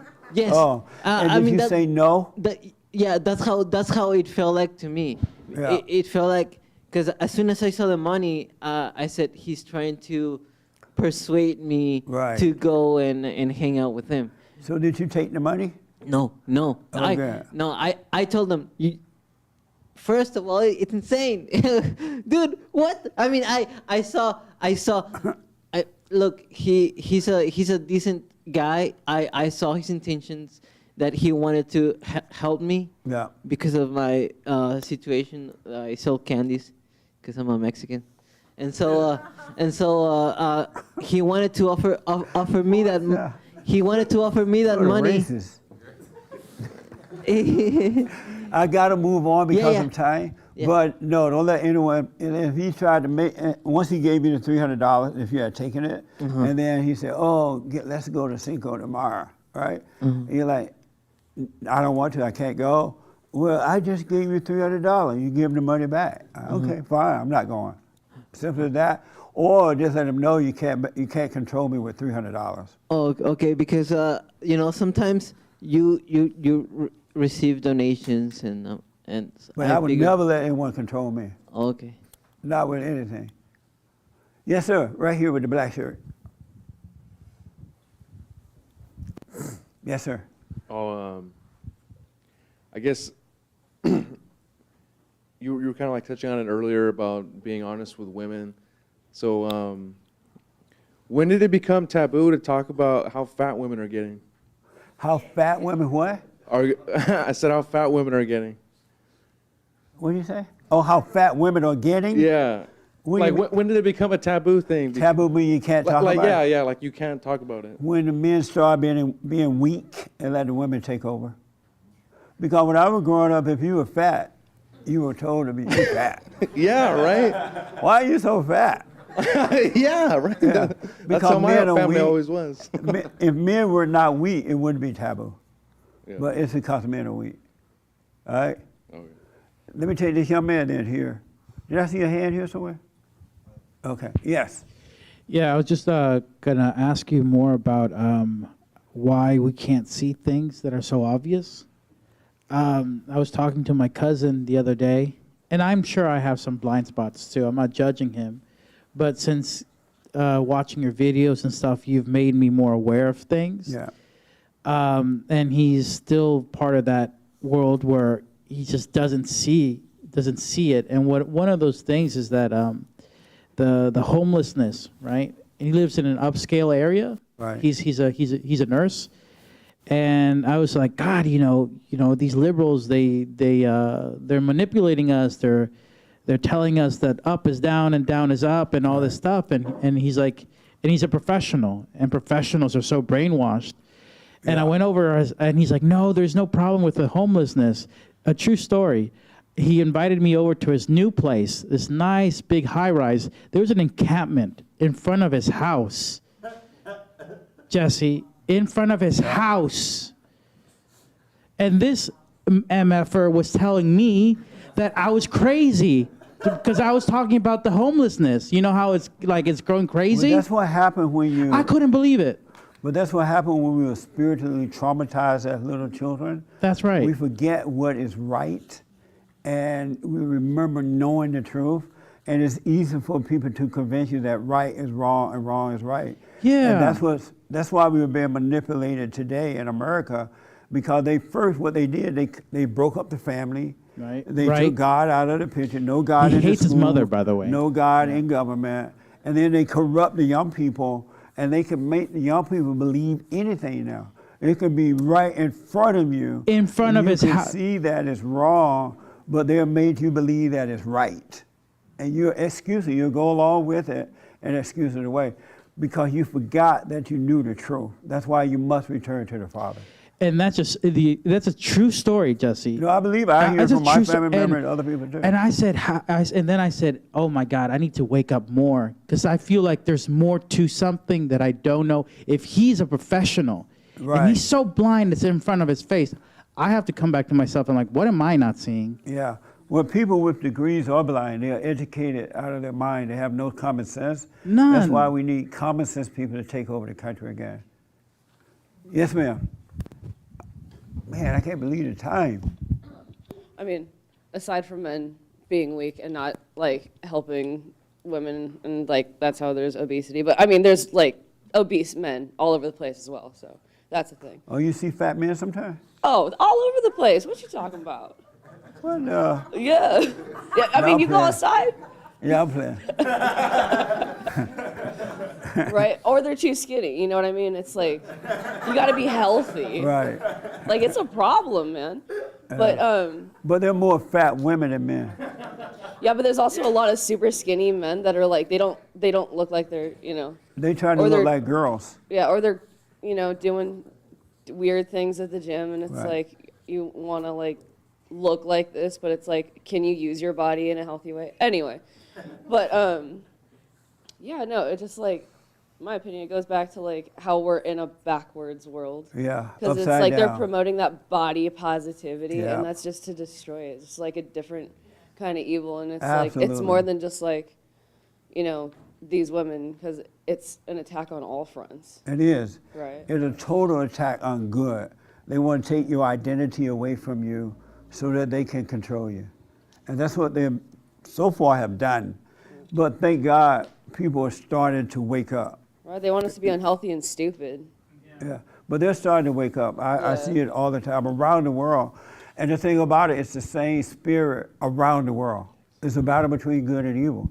It's not between men and women. And it's between good and evil. And evil live through people as good live through people. All right? So you got to take control of your own life. Seek the kingdom of God in his right way, and all will be added. It really will. He'll change your life. And God loves us in ways that we can't even imagine. But you can't experience his love until you admit to yourself that you're angry. And then go and forgive, because as long as you're playing God, you will never know him. But when you forgive, things will start to change. It really, I'm a witness to it. It really will. It'll be amazing. But you got to admit that you're wrong for hating. It's wrong for what happened to us, but we're wrong for hating. And that's what keeps us locked in darkness. Let the anger go, really. And when you find yourself in situations and you feel ashamed because someone may be yelling at you or whatever, right? Let that happen to you so you can see yourself. Don't blame the other person because no one can make you feel something that's not there inside of you. So they're bringing that out. So if you're somewhere and you feel somebody yelling at you or calling you names and you feel embarrassed or angry, let that be. And don't say it's your fault that you make me feel this way. It's not their fault. They'll give you the opportunity to see what's inside of you so you can overcome it. That's why it's happening. And I know a lot of men and women, you say something to them in front of someone else, they don't like it. But they don't realize that's a good thing that's happening because you get to know yourself. And the best thing in the world that you can do is to know thyself. Know thyself. Know yourself. It's the beginning of everything. I remember 31 years ago or so, I finally asked God to let me see myself. Because I had been going to church, reading the Bible, holding up holy hands, doing all that, right? But I realized I didn't really know myself. And I read in the Bible, know thyself. And I didn't know it, so I finally asked God to let me see myself, and things started changing. It really will. Know yourself, keep your eyes on yourself, and you'll see the world around you, and you'll deal with it properly. And I urge you to get busy, stay with the silent prayer, because what the silent prayer does, it slows you down, so God can catch up with you and guide you. and he will cause you to become a man or a woman. Once you're back into your natural role, it's amazing to live that way. You won't be weak, you'll be strong. To overcome anger doesn't mean that you're going to be weak. You're going to have the real natural strength that conquer evil, meaning in your family, your relationships, and everything. Overcoming anger doesn't mean be weak. When he said forgive, he was trying to help you to become strong with the real deal. All right? So let anger go. Don't judge yourself or whatever you're into because you couldn't help it. Your parents caused you to get into it by making you resent them. So don't judge yourself. Don't fight it. Just know it's something you want to overcome, whether you're a pot smoker or whatever it might be. Don't judge it, then you'll overcome it. But if you hate yourself for being that way, and then you try to overcome it, you're going to only get worse. It's enough to know you want to overcome it. God will cause you to overcome it. All right? I thought I saw hands over here, no? Let me talk to the rowdy one. Yes, sir. So are you controlling your girlfriend now? Yes, everything's under control. You guys are not doing that crazy stuff anymore? No. And she's keeping it low and quiet. I'm sorry? She's keeping it low and quiet, standing behind me. I'm dealing with everything. I was thinking about you this week. She really needs you to guide her, man. I know. And by you allowing that to happen, you allow her to put your life and her life at risk. Yes. Unnecessarily. And there is a time to fight and there's a time not to. And because you guys are so young and the internet is out there now and people hate people who want to do the right thing, they're going to try to destroy you the rest of your life. All right? Yeah, they're doing a number right now. You know. And it's your fault that it's happening. It's not their fault. No, yes, I do know that, but I'm not going to run. Like you say, no fear. They're not going to push me out of where I live, my state, my city. Are they still trying to put you out? Well, the people are, but not the owner of the apartment building. Right, but the neighbors are trying to throw you out of the neighborhood? Yeah. There's flyers all over Sunset, Hollywood, who knows where else. You know, I'm not going to waste my time taking them down. But what I wanted to... It's you guys' fault that is happening. Yes. It's not their fault. Yes. No, I know because that. of the way you went out of control for ego reason or whatever it was. No, yeah. And so accept that, and then God will guide you. Yes. You can't blame them for wanting to throw you out of the neighborhood. No, yeah. Well, it's a growing experience. It definitely saying, it's crazy because the effect is worse than the cause. You know, that's the funny thing. You know, like what we did, and the backlash from it is actually way worse. Yeah. Than even what we even did. It's like that they made it a big deal. That's what Satan does. There's evil people. Just to add to it, I know you raised your hand and you want to ask a question or something, but when you think you know the truth and you're not living in the presence of God, you're going to overreact to something. It's like a Bible thumper person. You're going to be preaching when you don't need to be preaching. And you'll turn it off, you're setting the situation up. But when you are just quiet and present with the Father, you will see when, where, and how, and it will turn out well for you. It can't go wrong. But if you're on some type of ego trip, just running around trying to prove something, you're setting yourself up to be destroyed, and that's what the enemy wants. So what God does is, when you apologize for hating, he takes away the ego. He destroys that spirit of the ego, which is anger, which is the nature of Satan, right? Then you can operate in the right timing. You can do it the right way. Go ahead. Well, I just want to say that the silent prayer, it's like, you know, you could sit up, you know, go in, you know, your prayer closet, you know, figuratively speaking, and but I've noticed that it's a constant thing, like throughout the day, every day. Yep. As whenever you're awake, you know, it's a constant thing. You always have to be observing your thoughts, and always be, you know, always be observing your thoughts and knowing that they're not you. So just want to say that. Absolutely. That's why he said, pray without ceasing. You want to always be aware. You want to always be present. And you will grow into that, you know, if you're serious about it. All right? I want to take right here. Did you have your hand? No? Okay, right here. Hello. Hi. How are you? Good. How old are you? 10. 10. What's your name? Olivia. Olivia, nice name. Thank you. Any questions about anything? Yes, I have a question. Is it bad to say, oh my God? No. No, I say it all the time. Oh my God, what a mess. Do you have anger, Olivia? No. Good. Never be angry about anything. You speak up, but don't get angry, and you're going to have an amazing life. God is with you, all right? Okay. So speak up, and if somebody don't like it, don't get angry. Because once you get angry, they can control you. Don't let anybody or anything be so important to you that you get angry. How did you find us? Who brought you here today? My mom. Nice. I'm glad you came. Very smart for 10 years old. Thank you. Stay away from anger, all right? Okay. I'm glad you're here. But no, nothing wrong with saying, oh my God. All right, did someone tell you that? No. Oh, good. Do you say that sometimes? Yes. Oh, good. Oh my God. No, there's nothing wrong with it. Okay. All right. Thank you. You're welcome. Last word, then I got to give you my brand new biblical question, and I got to run. Can I make an announcement after? No.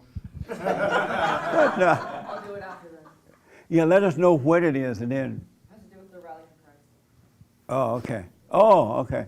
Yes, ma'am. Hi. Okay, so actually, based on what she just asked, we had this discussion recently about taking the Lord's name in vain, and if it's wrong to say, oh my God, and to say Jesus' name as like, instead of a curse word, right? A cuss word. So I'm still on the fence, but I did see a video of a pastor saying that it was like taken out of context, that thou shalt not take the Lord's name in vain. That when you're speaking about something and saying God said, or right, you're using his name to further a cause is more along the lines of taking his name in vain versus Give me an saying. example, because a Christian got to have a whole lot of sayings, right? And that doesn't make any sense, but it just sounds good. Give me an example of taking the Lord's name in vain, if you can. Based on this video or based on what I was you always thinking? taught? Yeah, what you've been taught. Like when people are like, Jesus, like over, instead of saying the word shit or something, right? Because, Oh. yeah, it's like, it But literally people who are saying it interchangeable. like that are of Satan. They're supposed to say it that way, because they hate God. So that is taking the Lord, that is taking it in vain then and using We're it. showing that they hate God, Yeah. because a born-again person of the Father would not use that, I mean, some Christians do it. because they're of the Father, the devil. Oh, gosh. Oh, God, in vain. I said, oh, gosh. No, I know, I'm just So, joking. okay, so I do that. Like, so is, oh my God is okay though, but Yeah. not saying, so that's not using it in exchange for, It's so crazy, I don't know how to answer that. well, I mean, this is a topic of, yeah. Like, I mean, oh this my is- God. Okay, Oh gosh. same thing, okay. How's that in vain? But now if someone said the S word and then said, No, they didn't say it at the same time. It's almost Oh. like in exchange for, it's like when you would say, oh shit. Instead, they're like, Jesus. They just, it's like interchangeable. Anybody else know what I'm talking about? Okay. It's a what? It's an alias. Yeah. Rearranging a few letters with the same meaning. look, let me do this. It's like the exact same context. I where wouldn't put too much into all that. It's almost like a waste of time. Is it blasphemous? It's a blasphemous alias, because she said alias, but like, if you're gonna. But let me just say this because of time. Yeah, yeah. All this stuff, I would just return to the Father, let my anger go, so I can live a simple life. Because all this stuff that you're learning about is just a bunch of, oh my gosh. You know, it's a bunch of waste of time. It's like substituting for not being children of God. Okay. So they want to say it right, they want to pretend that they're acting right, because they are deceived that they're not children of God. And so when you're born of God, you're going to speak the right way at the right time, and you're going to use the right words, and people don't have to correct you on that once you're truly born again. But if you're just a Bible thumper, you're going to learn all these things that you should and should not say and should not do and all that stuff, right? but it's just learning it from without instead of discovering from within. So I wouldn't put a lot of credit into that. You know what I mean? Yeah? What? What? Yeah. Thank you. Yeah, I wouldn't learn all this stuff. I mean, once you're born again of God, it's different than being just a Bible thumper or something like that. You know what I mean? Okay. So don't worry about it. God will guide you. Okay. No, she's the one that's Bible thumping. So what? She's the one that's Bible thumping. She's been a longer Christian than I have. Oh, so she was talking about you? She was trying to tell me that I was using the wrong words. Not about him. No. No, that I was using the wrong so you words. throw the rock and the person just screamed. It wasn't about him at all. It was about people in general. I thought that's what you my meant. Own, And my own convictions. Yeah. And curiosity, yeah. I thought that's what you meant because totally. I know a lot of Christians who put on the fake Christianity Yeah. stuff. I mean, it's been going on since literally Forever. high school I've noticed this. Yeah. Yeah. But you ready to confess your sin or something? No, Yeah. no, I say Jesus, like it's a funny word sometimes. I wasn't Like, thinking oh, about him at all, but. like, oh, Jesus. And then she called me you out said, on oh, it. Jesus? She called me out on it and told me I was using the Lord's name in vain and tried to correct me. And I was like, no, I'm not even using it in the same tone. I'm not using And it then in the he same sent me that video where it was like, oh, this is taking the Lord's name in vain means something totally different. Well, amazing. Amazing. I Interesting. will hate to clear this up because hate is a little homegrown Christian. Give hate to my. And so you know all what they mean? I know a little bit about what they're talking about. Okay, what are they talking about? Well, I mean, a lot of us were raised never to say Jesus and never to say, oh my yeah, God. I remember when hate first started working here, I used to say Jesus, right? He's like, you can't say that. I remember now. But go ahead. And so I think it's just a matter of like respect for who's around you and the context. So when you say Jesus, you're disrespecting the people around you? No, for example, a lot of Christians listen to my radio show. I don't really say Jesus I don't think I ever say it like that anyway. Maybe I do. But you're afraid to, right? Yeah, partly because I was raised not to talk like that. Right. And I have like family who listen to the show, and then people who don't like you saying, it's kind of like not saying the N-word. It's a matter of like respect for the people who don't like hearing that. Really? Right? Seems So like saying Jesus like saying the N-word? Yeah. It makes a lot of people cringe because they think that it's taking the Lord's name in vain. So for me, I don't even. When they were cringing, don't they know there's something wrong with them? Because it shouldn't even bother them. Matter. Pronouns matter. But also, it's like an unnecessary word to say because it is, like in the popular culture, it's considered a bad word. Jesus is? Mm-hmm. When you say it like that, when you say it like, oh, Jesus, or Jesus Christ, this or that. All right, that's for another day. We got to go. We'll talk about that on the radio show, all right? Nick, I want to talk about that on the show. All right? It's too much right now. Amazing. Anyway, so my brand new biblical question.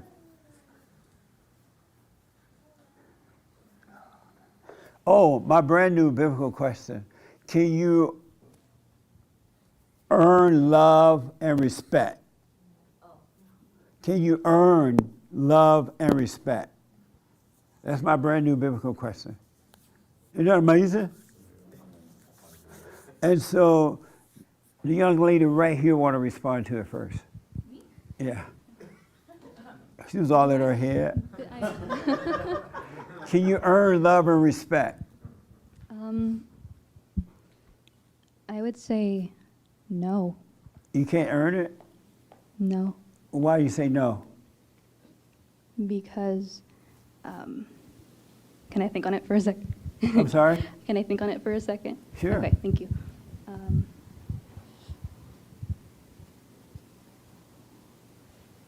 Don't take all day, though. I know, we're on I to know our you time. take that long. Well, well, I mean, if we're talking about like God, for example, that's something that that we have to find within ourselves. And if we find it within ourselves, we're not really earning it. We're coming in contact with, like you say, our inner kingdom, and that's not something that we really earn. It's something that we experience and that we know within ourselves. Not that we're trying to earn it. We're not trying to put efforts forward to make sure that we can attain it ourselves. So we can't earn it. I would say it's more you are of it when you know God, when you're. And so the answer is yes, you can or cannot earn it, and then follow up. I don't know if by being in the state of knowing God, I don't know if that is earning it or if that's just being of it.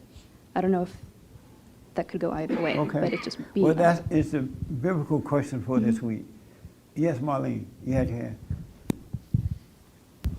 Can you earn love and respect? Yes. I had this conversation with my barber yesterday at the barbershop. I was like, wow, that is so interesting. That's going to be a biblical question. Yes, Marlene. I say yes, just from my personal experience. My students, I don't know if I don't know if you remember, but in the beginning of the year, we were talking about Trump, like, and they got all crazy and whatever, how he wanted to ban TikTok, right? And as the students, got to know me this year, I ended up teaching about medieval China and connecting it to today, how China's like authoritarian and things like that, and I'm showing them videos and just information. And when I said, well, this is what I said in the beginning of the year, how Trump wanted to ban TikTok because it was a way that they were getting information from Americans. Long story short. Anyways, so yes, because of time, sorry. yeah.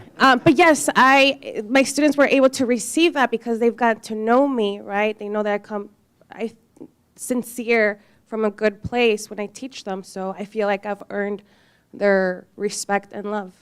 You feel that way? I see that in their actions, yeah. Oh, okay. So you're saying yes, you can Yes. earn. All right. So Kelly want to respond, and Nate, and then I have to close it. No. We out of time.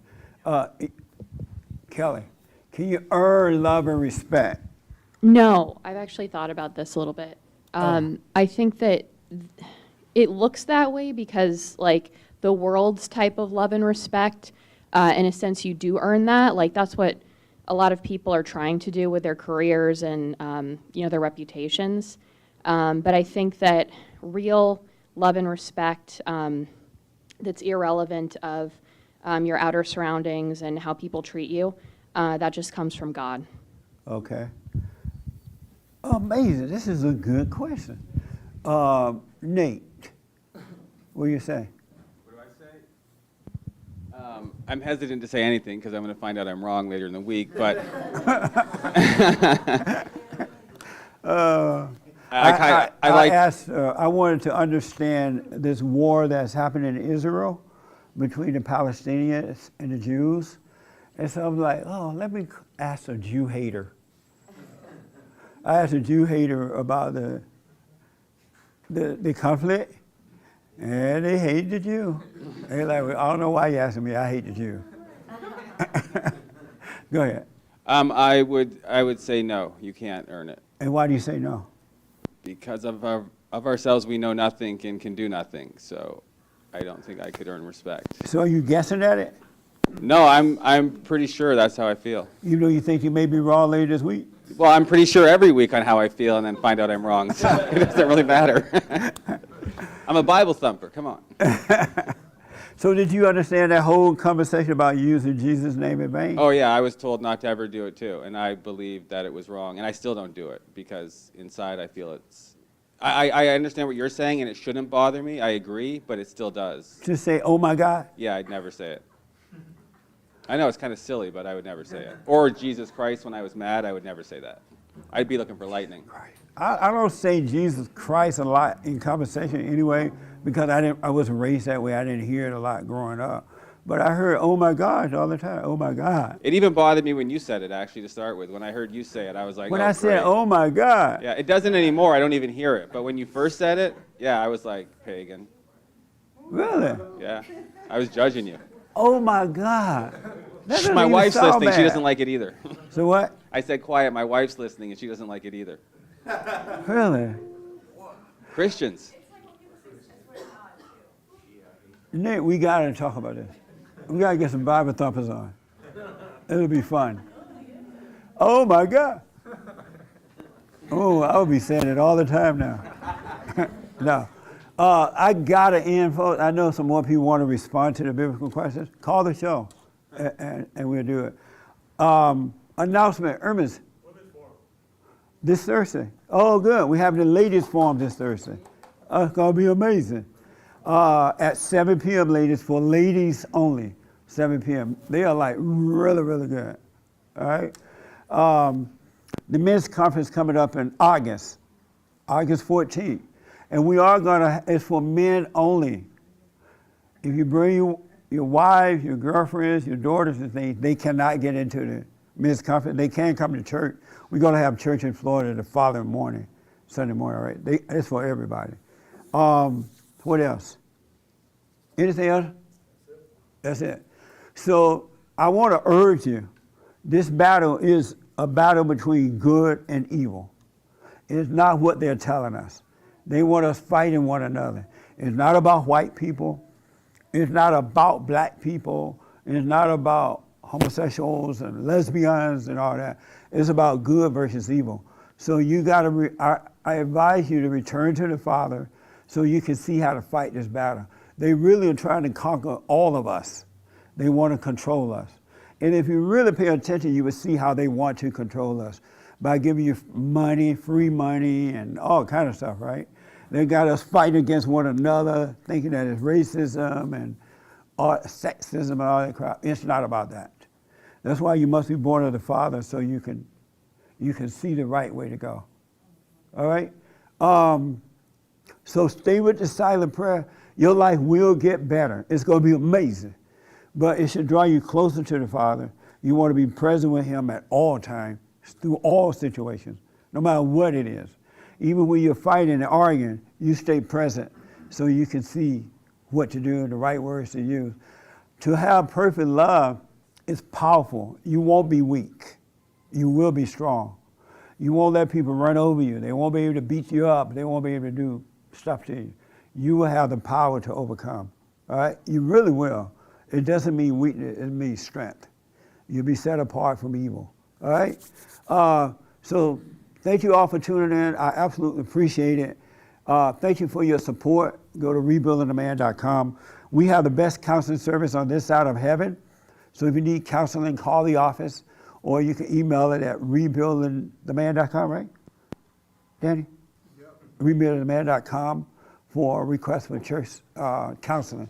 The books and everything are there. Thank you all for tuning in, and thank you all for coming. I appreciate it. It was fun.